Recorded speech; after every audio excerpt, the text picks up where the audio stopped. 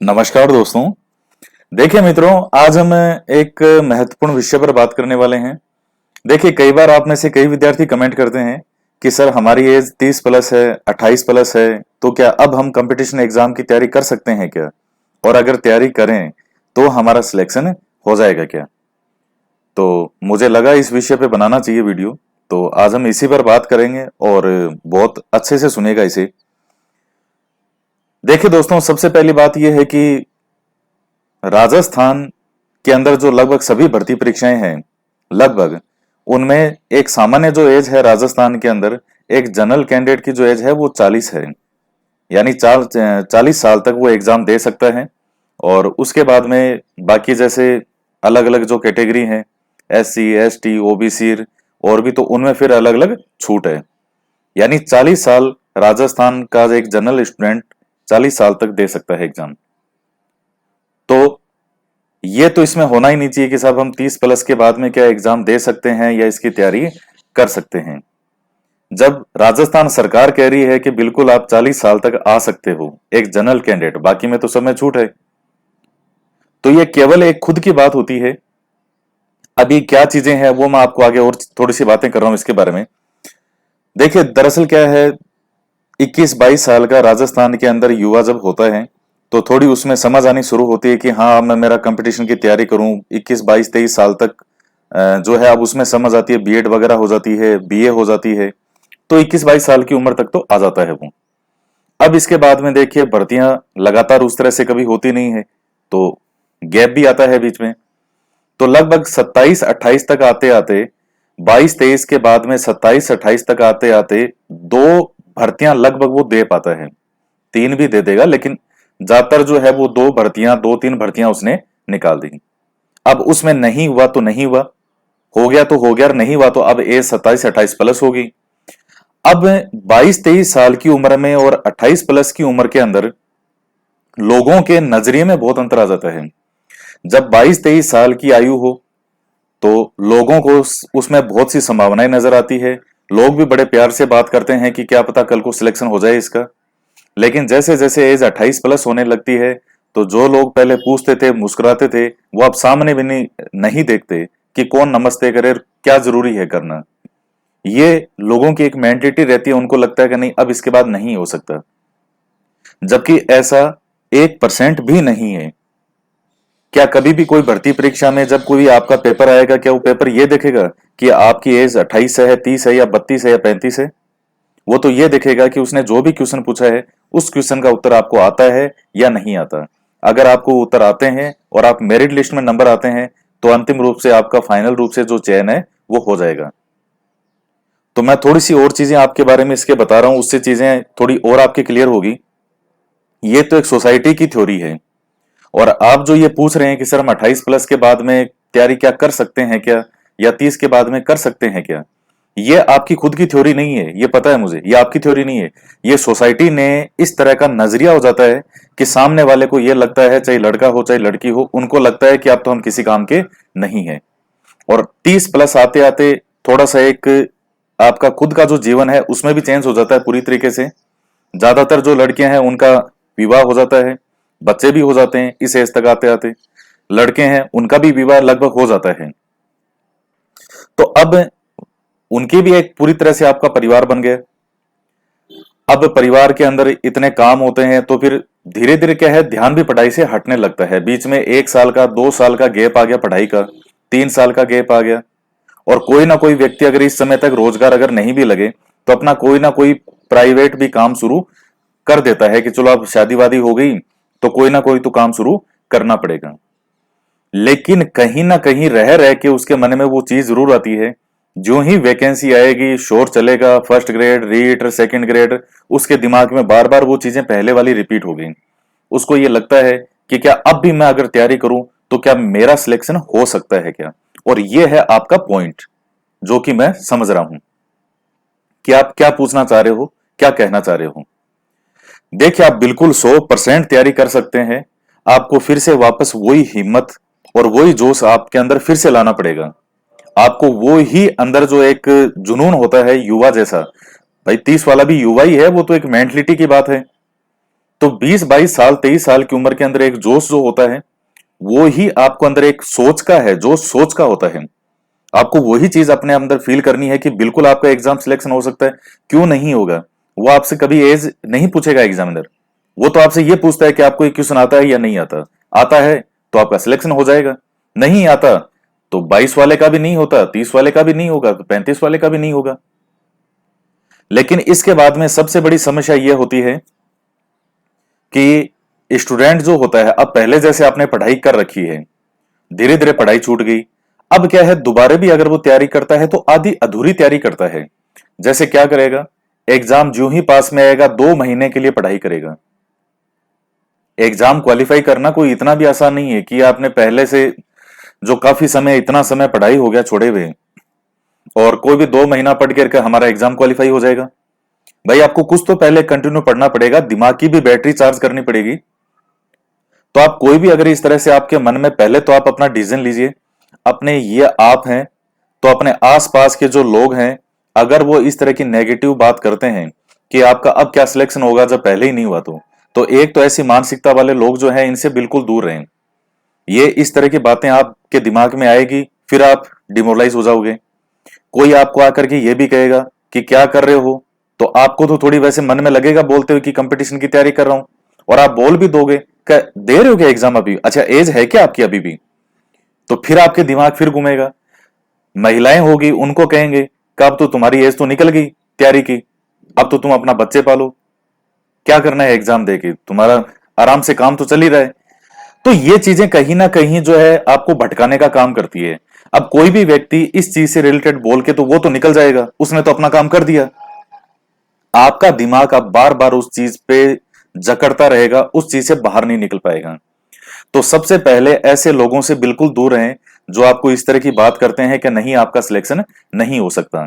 अगर आपके मन में है अंदर कि नहीं, मैं एक बार फिर से, मैं मेरा पूरा जोश जुनून से मैं तैयारी करना चाहता हूं, तो पूरे समर्पण के साथ तैयारी कीजिए, फिर आप किंतु परंतु मत करें। दोबारा एग्जाम की तैयारी करनी है, अगर आपके मन में विचार है तो 100% आइए तैयारी करने के लिए, फिर आधे अधूरे मन से तैयारी करने के लिए मत आइएगा। फिर वही आधे अधूरे मन से तैयारी करेंगे, लोगों की बातें सुनेंगे, तो फिर आपसे तैयारी फिर डिस्टर्ब होगी। तो इसलिए इन चीजों से थोड़ा दूर रहें। और उसके बाद में जैसा मैंने आपको बताया, आपको हिम्मत वापस कैसे आएगी, कैसे आपको बिल्कुल ये मान के चलना है। 6 से 10th की मैं अभी भी कह रहा हूं, 6 से 10th की जो आरबीएससी की किताबें हैं बहुत ही इजी लैंग्वेज में है, सारी हमने लगभग पढ़ ली है। अब तो जो राजनीति विज्ञान है वो 8th 9th 10th 3 क्लास की बच्ची है, बाकी ज्योग्राफी हिस्ट्री सब हो चुकी है। ये शुरू से किताबें आप पढ़ते हैं, आपका बेस बहुत मजबूत हो जाएगा, आपको एक एक चीज के कंसेप्ट क्लियर हो जाएंगे। इनको बार बार पढ़ते रहिए, और इतनी इजी किताबें आपको पढ़ के अच्छा ही लगेगा, बुरा नहीं लगेगा। उसके बाद में आपके एग्जाम के अकॉर्डिंग आपकी कोई भी गाइड है, उस गाइड को पकड़ो, ए गाइड ले लो, और उसमें आपका जो कोई भी एग्जाम है, जिस एग्जाम की भी आप तैयारी कर रहे हैं, उसके अकॉर्डिंग फिर वो गाइड में क्या है, सारा सिस्टम एक तरीके से, जैसा एग्जाम है उस तरीके से कंटेंट एक साथ दे दिया जाता है। उसको पढ़ लो गाइड को 2-3 बार, तो उससे 100% निश्चित रूप से आप अपने सिलेक्शन के नजदीक होगे, और 100% आपका सिलेक्शन होगा भी। वो तो खैर बाद की बात है, मेन बात तैयारी की होती है कि वो तैयारी सही सिस्टमेटिक तरीके से है या नहीं है। तो लोग जीवन में असफल इसलिए नहीं होते कि उनमें योग्यता नहीं होती, लोग असफल इसलिए होते हैं क्योंकि वो दूसरे लोगों की ज्यादा सुनते हैं, जो उनको ये कहते हैं कि नहीं तुम्हारा इसमें भी नहीं होगा, ये भी नहीं होगा, इस एज में कैसे सिलेक्शन होगा, और इस एज वाले तो लोग पता नहीं कहां से कहां पहुंच गए, ये वो। फिर आपके दिमाग में वो चीजें घूमती है। लोग 30 साल की उम्र में भी आरएस भी बनते हैं, आरजेएस भी बनते हैं, 35 साल की उम्र में भी बनते हैं। तो वो कोई एक एज का कोई इशू नहीं है। मैंने आपको इशू बता दिया कि शादी ब्याह वगैरह हो जाते हैं लोगों का, पढ़ाई की तरफ से धीरे धीरे वो तैयारियों की तरफ से थोड़े से डिले हो जाते हैं।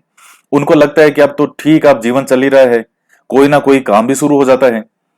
भाई अब आदमी देखेगा कि चलो मेरे शादी ब्याह हो गया तो मैं कोई ना कोई जीवन में काम भी शुरू करूं, हालांकि उसमें कोई बुराई नहीं है, काम तो करना ही है। लेकिन ये सोच रखना कि ये एज हो गई अब हमारा सिलेक्शन हो ही नहीं सकता, एज का सिलेक्शन से कोई लेना देना नहीं है। और उल्टी का, आप जितने अच्छे से पढ़ पाओगे, एक युवा नहीं पढ़ पाता, उसको भटकाव की स्थितियां हजार है। लेकिन आपके सामने एक ही लक्ष्य है, आपको अगर 4 घंटे का भी समय मिलेगा, मैं एक चीज हमेशा कहता हूं कि जिसके पास समय समय होता है वो समय का कभी सदुपयोग नहीं करता। और जिसके पास समय बहुत कम होता है वो उस समय का मोती के जैसे प्रयोग करता है।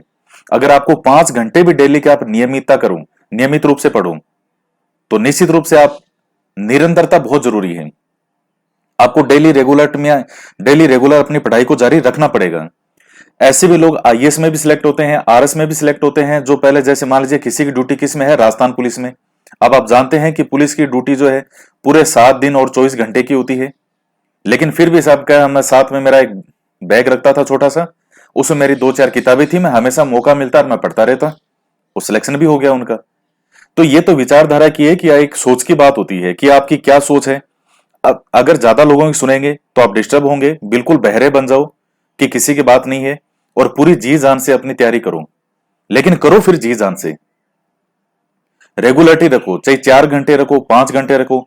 एग्जाम जब पास में आएगा उस समय अगर आप कहीं काम भी कर रहे हो तो 2-2.5 महीने के लिए छुट्टी ले लो, लेकिन उसमें आपकी वो पहले के 4-5 घंटे से आप जो रेगुलर पढ़ रहे हो वो पढ़ाई बहुत महत्वपूर्ण है वो। तो इसलिए रेगुलर अपनी रेगुलरिटी को बनाए रखें। और व्यक्ति देखिए 4-5 घंटे तो निकाल सकता है, ऐसा नहीं है कि आप जैसे घर पर मान लीजिए काम भी करते हैं, महिलाएं काम करती है, तो समय को मैनेज करने के लिए मैंने दोनों पे मैं वीडियो बना चुका हूं कि जैसे जो महिलाएं घर पर काम करती है और जिनके बच्चे भी हैं तो वो कैसे अपने समय को मैनेज करें, इस पर भी बना चुका हूं। और जो विद्यार्थी या जो युवा अब काम करते हैं, कहीं कोई ना कोई नौकरी करते हैं प्राइवेट, वो समय को कैसे मैनेज करें, वो समय कैसे निकालें, इन दोनों चीजों पे मैं वीडियो अब तक यहां बना चुका हूं। तो आप बिल्कुल कर सकते हैं और 100% तैयारी कर सकते हैं, और सिलेक्शन भी होते हैं और बहुत होते हैं। और कई बार अब जैसे मान लीजिए लोग क्या है, डिमोरलाइज खुद बहुत जल्दी हो जाते हैं। अगर आप कहीं कोचिंग करने के लिए गए मान लीजिए, वहां आपको बिल्कुल युवा दिखेंगे और आपकी एज मान लीजिए 28-30 है, वहां 22-23 साल वाले दिखेंगे, तो आप थोड़े डिमोरलाइज हो जाओगे कि देखो इनमें तो सबसे ज्यादा एज मेरी दिख रही है। उससे कोई फर्क नहीं पड़ता। 22-23 की उम्र के अंदर कोई हजारों में एक युवा होता है जिसको वो समझ होती है जो 30 साल में आती है। और इसीलिए 21 से 30 साल की जो एज है उसको तलवार की धार कहते हैं। 21 से 30 साल की एज तलवार की धार कहलाती है। कहां आप कट जाओ, कहां आप भटकाव की स्थिति में आ जाओ। तो 30 के बाद में आपके पास तो अब जीवन में लक्ष्य ही एक है, क्या सिलेक्शन करवाना। तो ये सोच के देखिए, आप सारी शक्ति, अपनी सारी एनर्जी अपने एग्जाम में लगाइए। मैं फिर से कह रहा हूं, शुरू से 6 से 10th की किताबें ले लो, आरबीएससी के पढ़ो, कई कह रहे हैं सर एनसीईआरटी की पढ़े, क्या चाहे वो पढ़ लो, आपकी जो इच्छा है पढ़ो।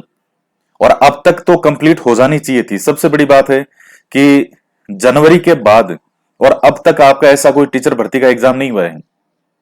समय समय था, जनवरी में मैंने ये किताबें शुरू कर दी थी, क्योंकि पता था कि अब एक बार एग्जाम तो हो गया, अभी तो 4-5 महीने तो कोई एग्जाम वैसे भी नहीं था, तो अब तक तो कंप्लीट हो जानी चाहिए थी ये। इतनी प्यारी प्यारी किताबें हैं, छोटी छोटी किताबें, आराम से पढ़ो इनको। आपके दिमाग को मजबूत करने का, आपके बेसिक मजबूत करने का काम करती है किताबें। और मुझे आरबीएससी की किताबें बहुत ज्यादा अच्छी लगती है, मेरे पास तो दोनों ही किताबें हैं, दोनों ही पढ़ रखी है मैंने। आरबीएससी की मुझे बहुत ज्यादा अच्छी लगती है क्योंकि इसमें बहुत इजी लैंग्वेज में समझाए गए हैं। तो आपके कंसेप्ट क्लियर, भाई मेन चीज है कि आपके कंसेप्ट क्लियर होगा। अब कई बच्चे इतने बोले क्वेश्चन पूछते हैं, सर एग्जाम में इसमें से आएगा कि इसमें से आएगा।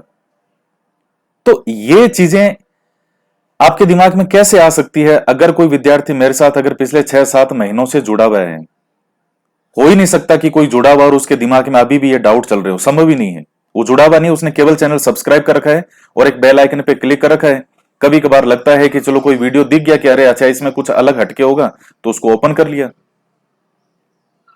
बाकी कोई कंटिन्यू जुड़ा होगा और उसके मन में आज भी ये डाउट हो, ये तो संभव ही नहीं है। हर वीडियो में पता नहीं कितनी बातें हमने की होगी, तो पॉसिबल ही नहीं है कि आज भी किसी को डाउट हो। तो इसलिए आप बिल्कुल एकदम अपने आप को मजबूत बना के चलें और दुनियादारी को छोड़ें और अपनी चीजों को डेली का 4-5 घंटे का समय निकालें, कम से कम रेगुलर। और जब एग्जाम आपका आएगा तो उस टाइम फिर आप कम से कम 12-13-15-15 घंटे आप निकाल लीजिएगा, 2-2.5 महीने। यह सिलेक्शन करवाने के लिए सफिशिएंट होता है। और पहले से आप बेसिक किताबें 6 से 10th के लिए सब पढ़ चुके होंगे, तो आपको एक चीज समझ में आ जाएगी कि अच्छा ये काम की चीज है, इसमें एक बेसिक आपका मजबूत हो ही जाएगा। उसके बाद कोई आपने पुस्तक वगैरह गाइड वगैरह ले ली, उसको बार बार रिवीजन करते रहिएगा। कंटिन्यू आप देखते रहिए उसको। तो ये चीजें हैं। तो बिल्कुल आराम से तैयारी करें और बिल्कुल आप तैयारी कर सकते हैं और 100% सिलेक्शन भी आपका होगा। और मेरे बहुत स्टूडेंट सिलेक्ट, उनका सिलेक्शन भी हुआ है, बहुत सिलेक्ट होते हैं। मैं क्लास में जब ऑफलाइन के अंदर देखता हूं तो अब कईयों की एज तो पता चली जाती है कि हाँ ये 28-30 से ज्यादा है, लेकिन वो बहुत गंभीर होते हैं वो। और कई बताते हैं आप बहुत सिलेक्शन में, आप जैसे रिजल्ट कई जैसे सेकंड ग्रेड में, फर्स्ट ग्रेड में काफी विद्यार्थी सिलेक्शन में। अब वो मैं ऑफलाइन की आपको बता रहा हूँ क्योंकि वहां तो मुझे सामने दिखता है ना कौन विद्यार्थी है। यहाँ तो अब यूट्यूब पे तो है, चलो कोई भी आईडी से बना हुआ है, मोना की जगह मोनू हो तो मुझे क्या पता है कि वो मोना है कि मोनू है। सर मैं पढ़ती हूं, क्या पता वो पढ़ता हूं वाला है। भाई ये चीजें तो यूट्यूब की है, ये तो क्या पता चलता है ऑनलाइन में कौन लड़की है कौन लड़का है। फेक आईडी भी बनाते हैं, फेक आईडी से गलत कमेंट भी करते होंगे, लेकिन ऑफलाइन में तो भैया वो सामने जब आते हैं सब पता पड़ जाता है। तो वहां जो विद्यार्थी 28 प्लस के बाद के विद्यार्थी जो मुझे दिखाई देते हैं, बहुत गंभीर सीरियस होते हैं वो। और उस टाइम कोई ना कोई जॉब भी कर रहे होते हैं कि सर मैं ये जॉब कर रहा था और अब जैसे भर्ती आई है तो 3-4-5 महीने बाद एग्जाम होगा, तो उसके लिए मैं डिवोट होकर तैयारी करना चाहता हूं, तो कैसे करूं 100% मेरा सिलेक्शन हो जाए। आप जैसे कहोगे मैं वैसे पढ़ाई कर लूंगा। तो ये चीज है क्योंकि उनके पास अब एक ही चीज है, सिर्फ पढ़ाई करना और सिलेक्शन पाना। और बहुत सिलेक्शन होते हैं। और अगर आपको कहीं कम दिखाई देते हैं इस एज के, इसलिए देते हैं क्योंकि फिर वो इस चीज को छोड़ देते हैं और अपना और कोई काम करते हैं। तो उसमें कोई बुराई नहीं है, करना भी चाहिए। लेकिन मैं सिर्फ ये कह रहा हूं कि अगर आपके मन में रह रह के इच्छा है तो उस इच्छा को जी जान लगा के एक बार अच्छे से तैयारी कर लो। आधी अधूरी तैयारी करोगे तो हमेशा वही बार बार जो है दिक्कत होगी और थोड़ा सा उत्साह भी कम होता जाएगा कि सिलेक्शन नहीं हो रहा। तो इसलिए जी जान से तैयारी करें और 100% आपका सिलेक्शन होगा। और अगली बार ये कहिएगा कि सर मेरी इतनी एज थी और देखिए मेरा सिलेक्शन हो गया। एज कभी मायने नहीं रखती, मायने रखता है आपका जोश, वो कितना है। कई बार मैं 22-22-23 साल वालों को भी, ऐसे युवा भी मुझे दिखते हैं जो 40 साल से भी ज्यादा एज की तरह रिएक्ट करते हैं, आलस्य से भरे हुए पड़े रहते हैं, नहाते नहीं है 4-4 दिन। वो मायने, एज एज तो एक नंबर है। एज क्या है? एज एक नंबर है। किसी का 23 आया है, उसका 30 भी आएगा, उसका 40 भी आएगा और उसका 50 भी आएगा। Age is only a number. बस आपका उत्साह क्या है, मायने वो रखता है। तो ये चीज है। तो आज के वीडियो में इतना ही। और मुझे आशा है कि आप जी जान से आप अपना कंपटीशन की तैयारी करेंगे। अगर आपके मन में इच्छा है तो आपको 100% अपने आप को इसमें डिवोट करना चाहिए। तो आज की वीडियो में इतना ही। और वीडियो अच्छा लगे तो लाइक कीजिएगा, शेयर भी कीजिएगा। तो मिलते हैं नेक्स्ट वीडियो में एक नए टॉपिक के साथ। जय हिंद, जय भारत।